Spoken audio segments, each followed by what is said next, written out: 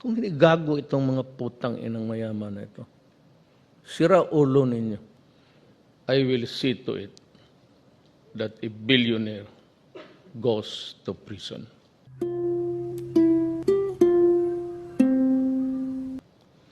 You know, we are facing problems in and out of our country.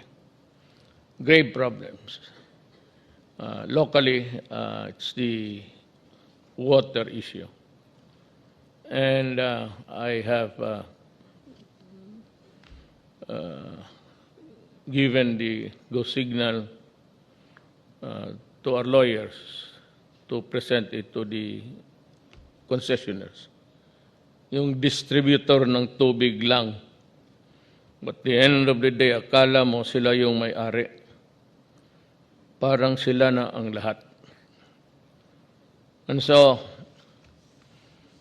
I gave them the choice, not an ultimatum. We do not do that because we do not own government. Sinabi ko sa kanila, sign the new contract because if you don't, I will nationalize, take over the operations, and I will send you to jail. I have 2 years to do that, and I can do it. Second, if you sign the contract, sans the numerous onerous provisions, but I do not give you a guarantee that no charges will be filed. For all that I can really say about this, I am not the only Filipino who is interested in the prosecution of crimes. But having been a prosecutor for so many years, my instinct really was, you know, to me and to the lawyers here, if you read the contract, you just use your 2 eyes, you will notice that right at the beginning, it is already null and void. Yun ang mahirap. And if I go against one, I will go against all. At sino sa lahat sa gobyerno, pati sa kanila. It was really, at that time, a conspiracy to defraud government.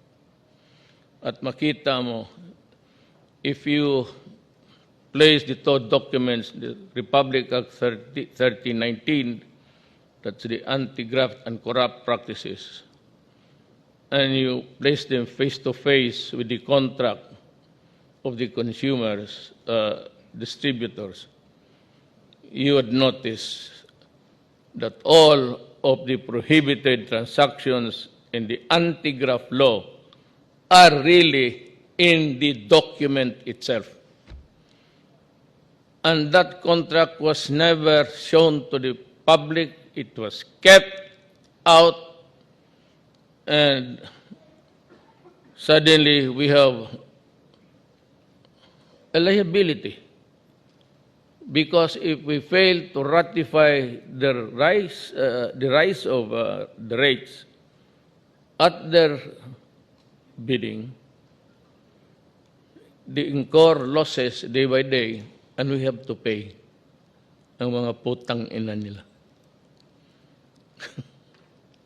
Mas tingin mo lahat kayo mga putang ina ninyo. Harap-harapan kayo magnakaw. You rob us blind in front.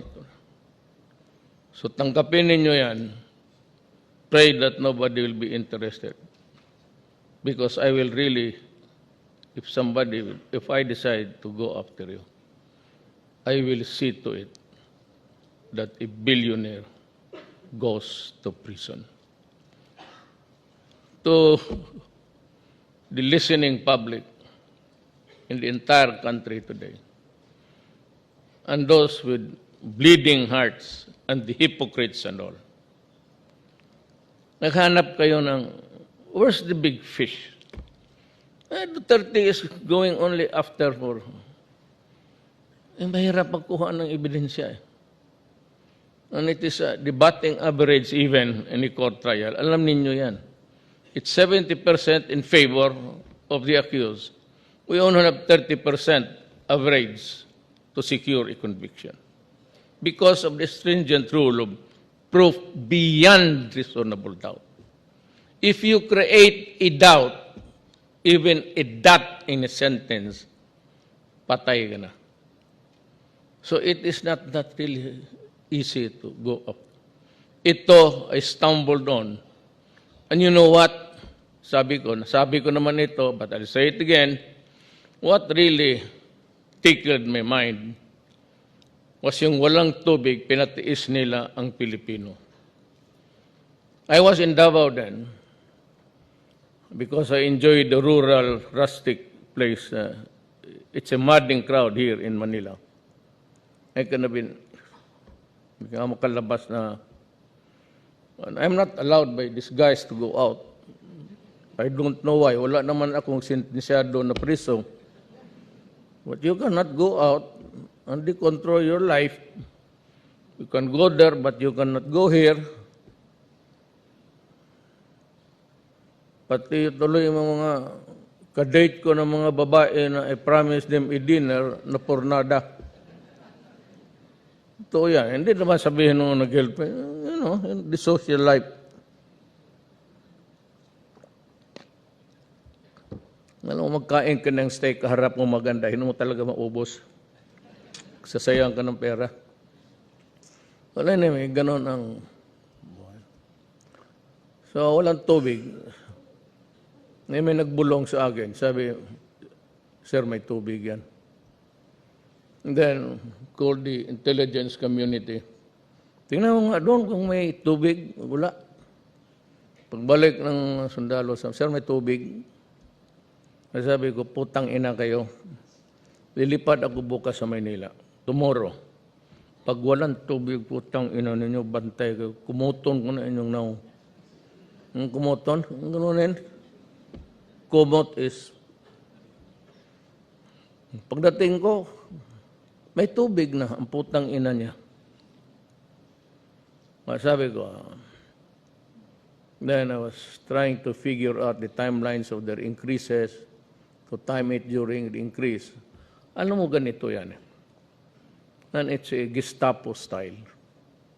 Ang tao, pag binugbog mo, yung third degree, pagkatapos ng ilang oras yan, kahampas mo, I know.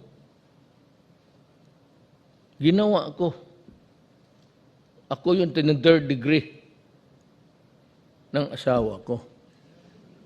Na pagdating ng panahon, you could no longer bear the pain. Nagsabi na lang yung criminal, sir, ako yun, sir. Maski na yan. That's the problem with the third degree. Ito mga human rights, akala nila, I know by experience.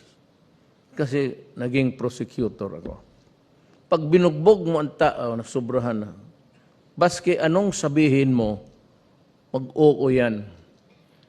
Sinong pumatay kay Rizal? Kami, sir. Kami yung squad. Sinong pumatay kay Jesucristo? Kami yun, sir. Inutosan lang kami ng mga... Ayan, ganon. Sinong pumatay kay Aquino? Sir, kami yun. Hindi yun sila. They will admit everything. Ngayon, yung tubig, pag pinatiis mo, 1, 2, 3 araw, at naging mabaho na, pati asawa mo, sabihin mo, maghugas ka lang yan, baski bottled water.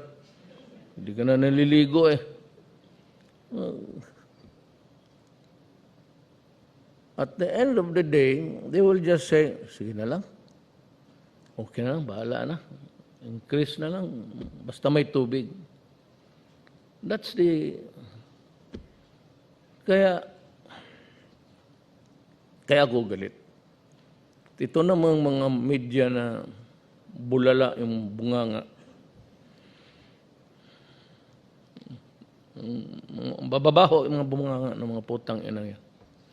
Bakit daw ako magsisigaw? Bakit ako magalit? Bakit hindi ako magalit?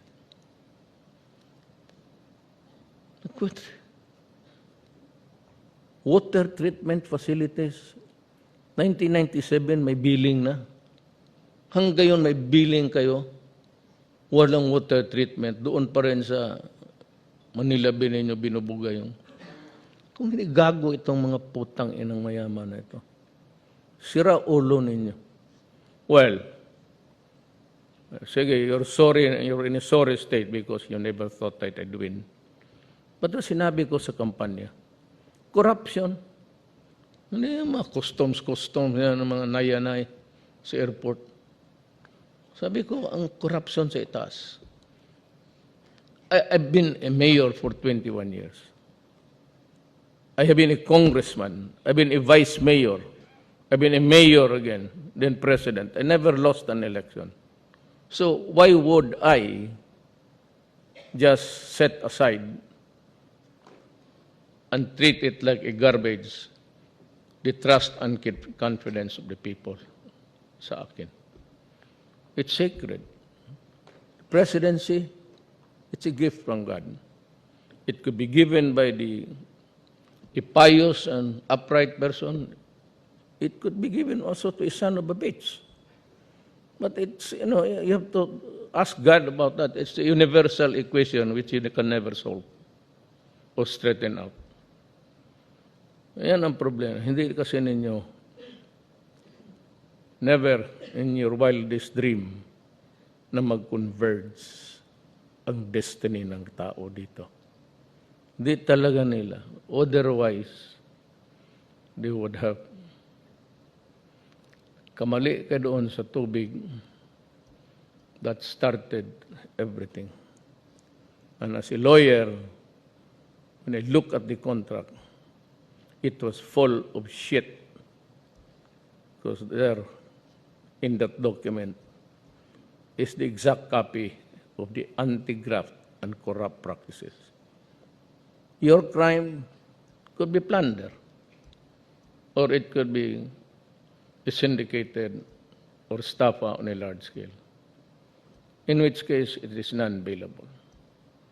You want to go out, go ahead, but you will be a fugitive for all time. And I guarantee you, you will never come back as a whole person. Yun ang mensahe ko.